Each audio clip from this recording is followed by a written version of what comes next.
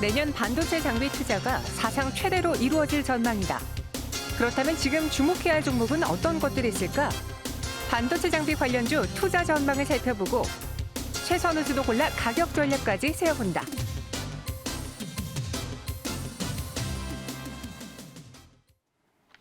네, 시장이 뒤숭숭합니다. 보합권 안에서 계속 눈치 보는 장세가 나타나고 있고 시장이 급락하면 개인 투자자들이 매수하는데 또 반등하면 매도합니다.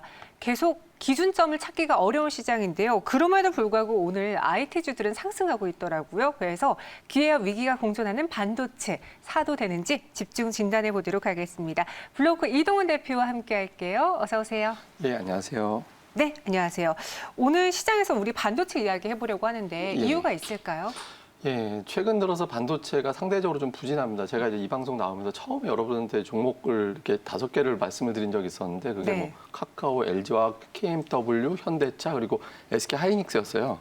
나머지 4개는 시세가 괜찮았는데 SK하이닉스는 상대적으로 좀 둔했죠. 그러니까 지루했다라는 건데 맞아요. 지금 주식시장에 돈 많이 들어오고 있잖아요. 그리고 내년도를 바라본다면 실적이 좀 증가될 수 있는 이슈가 분명히 있다라고 보기 때문에 그리고 특히 이제 투자 전방 산업의 투자라든가 이런 걸 감안해 본다면 뭐 관련된 종목을 매수해 볼 만하겠다 이렇게 봐서 가지고 나왔습니다. 이 반도체 장비에 대한 투자가 전방위적으로 이루어지고 있는데 사실 코로나19가 없었다면 그 시기가 더 빨라졌겠지만 그래도 우리가 피할 수 없는 투자잖아요. 해야만 할 텐데 얼마나 투자가 되는 건가요? 뭐 반도체 투자 전체 규모는 아직 좀 가늠하기는 어려운데 우리가 이제 일부 이제 단체에서 만들어 놓은 어떤 예측치를 좀 기준으로 해보면 올해는 이제 작년도 대비 한 4% 정도 감소 예상하고 있는데요. 근데 내년도에는 좀 활성화될 것으로 보고 있습니다. 24% 정도 증가할 것으로 이제 보고 있고요. 그리고 규모는 팹 장비 기준으로 보면은 대략적으로 677억 달러, 그러니까 우리 돈으로 한 80조 원이 조금 넘는 그 정도 규모거든요. 그래서 올해 좀 주춤했던 어떤 그 소비 때문에 좀 위축이 됐다가 내년도부터는 어느 정도 진정이 되면서 소비가 늘어날 것이고 이것 때문에 선제적으로 좀 투자가 늘어서 이게 말이 내년이지 실제로 올해 하반기부터 또 4분기 정도부터는 시작될 걸로 예상을 하고 있는 거거든요. 그래서 실질적으로는 올 4분기부터 내년도까지 이어지는 반도체 투자 사이클이 만들어질 가능성이 높다 이렇게 보고 있습니다. 네, 반도체 장비 투자. 저희 한번 사이클을 자료를 보면서 이야기를 해볼게요. 장비 투자가 커지는 건 반도체 수요가 증가하기 때문인데 반도체가 늘어나는 거 최근에 코로나19 때문에 우리가 빅데이터가 부각되면서 그로 인한 메모리 반도체가 또 있었고 삼성전자가 빅메모리 반도체 투자한다라고 했잖아요. 두 분야에서 다 커지는 거죠, 수요는? 예, 뭐 골고루 다 있습니다. 우리 생각해보면 우리나라가 뭐 파운드리 이쪽은 그렇게 강한 부분이 아니었는데 이제 파운드리까지 이제 키운다라고 하고 있고 특히 지금 보면 그 올해 5월 수출 데이터만 놓고 보더라도 반도체 부분이 의외로 증가하는 그런 이제 모습이 나타났었거든요. 그러니까 이게 수요가 계속 만들어지고 있는 것 같습니다. 특히 이제 코로나 국면에서도 뭐 AI라든가 이제 비대면 산업이 계속 발달하는 그런 상황이 만들어졌잖아요. 그렇게 되면서 뭐 서버를 비롯해서 이런 분야에 대한 투자가 늘어나게 되는 그런 계기가 하나 만들어졌고 또 하나는 이제 스마트폰이 그동안에 이제 이거 오프라인에서 주로 매장 가서 이제 사야 되는데 이게 거리두기를 비롯해서 아예 이제 경제 활동을 안 하게끔 돌아다니지 못하게끔 막아내고 있다가 지금 이게 풀려버리기 시작했거든요. 그래서 이 부분에 대한 스마트폰이 차지하는 어떤 반도체 부분에서 매출을 또 무시 못하거든요. 이 분야가 좀 급증을 하는 그런 현상이 나타나다 보니까 올해보다는 내년도에 수요 자체가 크게 증가될 것이다라고 보고 있는 거고 특히 우리나라 같은 경우는 삼성전자는 뭐 화분들이 그다음에 이제 SK하이닉스 같은 경우는 낸드 쪽에 대한 어떤 투자를 하겠다는 의지를 분명히 좀 밝히고 있거든요. 그래서 이런 부분들을 감안해 본다라면 한 1, 2년 정도의 어떤 투자 사이클은 뭐 목표대로 좀 진행될 가능성이 매우 높다 이렇게 보고 있습니다. 네, 반도체 수요도 이렇게 스마트폰 수요 증가, 메모리의 증가로 인해서 늘어나고 있고 여기에 사실 이제 간단하게 생각을 하면은 인구가 많은 곳에서 당연히 수요는 더 크지 않겠느냐. 그래서 우리가 중국과 뭐 미국 시장을 보는 거잖아요.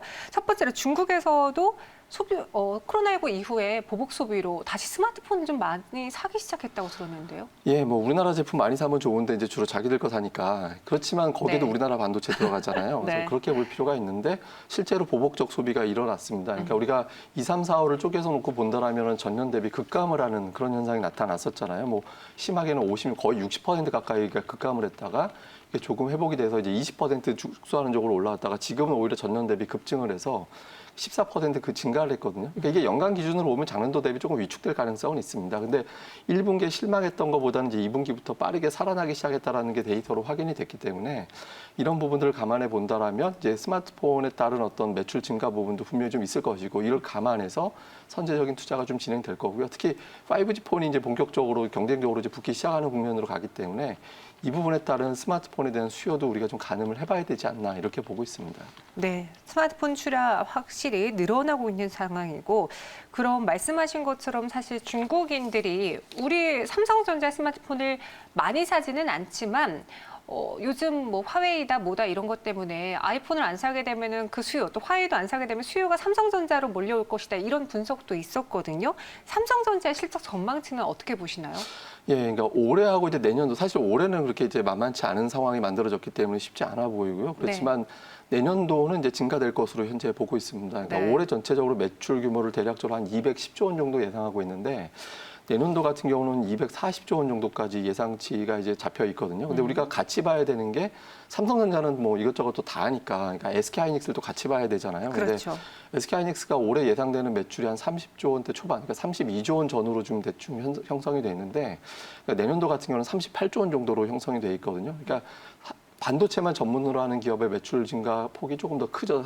삼성전자보다는. 그러니까 반도체 수요 자체를 대부분 어떤 그 증권사라든가 이런 곳에서는 내년도가 올해보다는 분명히 좀 활성화될 것이다. 그러니까 수요 자체가 늘어날 것이다라는 쪽으로 예측을 하고 있고 이익률도 올해보다는 내년이 더 좋아질 것으로 예상을 하고 있습니다. 네, 반도체도요. 그 안에서 들어가는 부품들이 굉장히 많잖아요. 전공정, 후공정, 메모리, 비메모리. 사실 저도 이거 공부하느라 너무 어려웠는데 공정에 따른 종목들도 한번 설명을 해주세요. 예, 우선 이제 공장 짓는다라고 얘기 나왔을 때 그리고 공장 짓는 터 닦는 거에서부터 초기에 들어가는 업체들이 있거든요. 그러니까 네. 터 닦을 때 들어가는 게 뭐 세보 EMC 같이 공장에 기둥 세우고 막 이렇게 면 세우고 뭐 이런 기업들이 있고요. 뼈대를 만드네요. 예, 그렇죠. 네. 이제 그러면 그 안에 이제 기초적인 공간 들어가야 되잖아요. 그걸 클린룸이라고 그러는데 이런 거 만드는 업체가 이제 신성ENG, 성도ENG. 그러니까 이제 마스크 쓰고 들어가고 먼지 안 나는 곳 있는 거 있잖아요. 네. 그게 이제 클린룸인데 이거 만드는 회사고. 그다음에 초기에 또 들어가는 게 화학 물질을 제대로 배분되게 만들어 놔야 이제 반도체가 생산이 되잖아요. 그걸 만드는 업체가 STI하고 이제 한양ENG입니다. 그래서 보통 반도체 투자가 초기에 진행된다라고 할 때는 이 5개 종목 정도 안에서 이제 골라보는 게 좀 좋다 이렇게 보시면 될 것 같고요. 특히 이 중에서도 상대적으로 좀 우리나라가 좀 과점하는 그 부분이 많이 있거든요. 그래서 과점하는 섹터들 예를 들어서 클린룸 쪽보다는 CCSS라 그래서 STI라든가 한양ENG는 이거 각각 40%씩 양분하는 업체들이거든요. 그러니까 투자 초기에는 이런 기업들 한번 관심 있게 보셔도 좋을 것 같습니다. ENG라는 게 공통적으로 들어가네요. 외우기 좀 쉬울 것 같아요. 예, 뭐 엔지니어링 뭐 하니까 보통 예. 네, 보통. 이렇게 초기 부분에서의 관련주를 살펴봤고요. 그러면은 짓고 나서 공장을 짓고 난 이후에 제품을 생산하는 과정에서 들어가는 관련 종목들은 어떤 게 있을까요? 예, 그러니까 원재료 조달해야 되잖아요. 네. 반도체 만들려면 이제 재료 갖고 와서 그걸 갖다 이제 가공을 해서 만들어야 되겠죠. 근데 이제 재료를 공급하는 업체들이 있습니다. 뭐 솔브레인이라든가 네. 동진세미캠이라든가 이런 기업들이 이제 원재료를 공급하는 업체고 원재료를 또 공급받으면 거기 과정에서 뭐 이 불순물 이런 거 나오니까 특수가스 같은 경우도 만들어가지고 그걸 갖다 딱 배출할 때 써야 되거든요.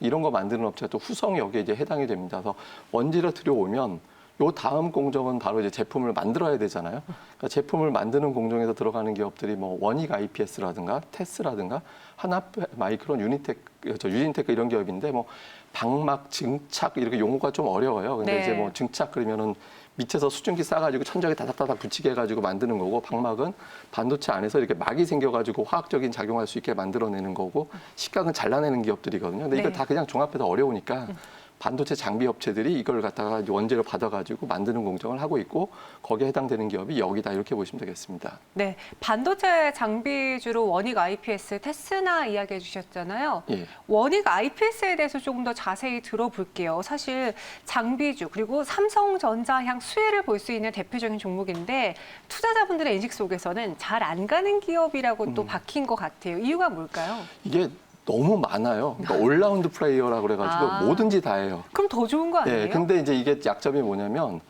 반도체가 완전히 좋다라고 할 때 움직일 수밖에 없는 아. 그런 단점이 좀 있거든요. 네. 그러니까 이것저것 다 예를 들어서 디스플레이 쪽에 걸린다고 못 가는 거고 반도체가 걸리면 못 가는 거고 이런 형태가 되거든요. 근데 네. 실적은 상당히 좋습니다. 그러니까 올해 작년도 대비 매출 같은 경우는 거의 뭐 50% 정도 증가되는 걸로 예상되고 있고 이익 같은 경우는 거의 200% 정도 증가될 걸로 보고 있는데다가 내년도에도 두 자릿수 거의 한 20% 전후의 매출과 이익을 증가할 것으로 예상하고 있거든요. 앞서 말씀드린 대로 다 한다고 그랬잖아요. 반도체, 태양광, 디스플레이 이게 다 하고 있고 반도체 공정에서 만들어낼 수 있는 대부분의 장비를 만드는 기업이거든요. 그래서 삼성전자, SK 하이닉스가 투자한다라고 했을 때는 직접적으로 제품을 많이 생산해낼 수 있는 그런 기업이기 때문에 뭐 파운드리, 낸드 이 관련된 투자가 진행된다라고 할 때 가장 우선적인 관련주로 좀 보시면서 접근해 보시면 좋을 것 같습니다. 네, 원익 IPS를 최선호주로 이야기해 주셨습니다. 가격적인 전략도 한번 들어볼 수 있을까요? 예, 뭐 지금 주가하고 좀 비슷한 것 같습니다. 32,000원 정도 이제 매수가 정도 제시해 드리겠고요. 손절매는 이제 3만 원 정도 이제 잡게 드리겠고 목표 주가는 이제 4만 원 제시해 드리는데 증권사에다 평균적으로 목표 주가 제시하는 게 한 4만 3천 원 정도에서 형성돼 있거든요. 근데 대략적으로 4만 원 정도까지는 뭐 충분히 이제 추세가 나올 것이라고 보고 있고요. 그러니까 제가 매수가 대비 목표 주가 괴리감을 말씀드리는 걸 딱 보셔서 알겠지만 이게 단기적으로 접근할 종목은 아닙니다. 그래서 좀 중기적인 관점에서 이제 서서히 지금 물량 늘려나간다라면 또 좋은 기회가 될 수 있는 종목이라서 한번 기회를 잡아보시면 좋을 것 같습니다. 네, 오신 김에 최근에 로켓포를 쏘아 올린 관련주도 한번 볼게요. 이게 비메모리 반도체 또 EUV 공정 관련주라 그런지 FST랑 SNS텍이 신고가를 연일 기록했거든요. 특히 FST 차트를 보시면요.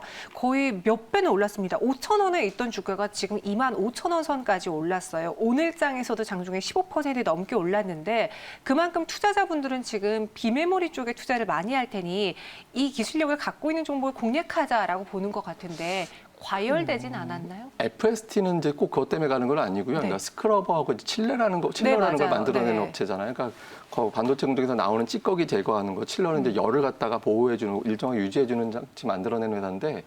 비슷한 장비 만들어내는 회사가 이제 GST라든가 유니셈 이런 기업들이거든요. 공통적으로 다 강하게 갑니다. 그래서 이 종목들에 대해서는 또 실적 대비 지금도 주가가 싸거든요. 아, 지금도 예, 싸요? 그래서 지금도 충분히 추가적인 상승 여력이 있다라고 볼 수 있기 때문에 뭐 관련된 종목은 꾸준하게 관심 있게 보셔도 좋을 것 같습니다. 여전히 이러한 주가는 실적을 다 반영해서도 싸다라고 이야기하셨으니까 좀 긍정적으로 반도체 쪽 봐도 괜찮을 것 같습니다. 저희는 여기서 보내드리도록 할게요. 대표님 오늘 말씀 고맙습니다.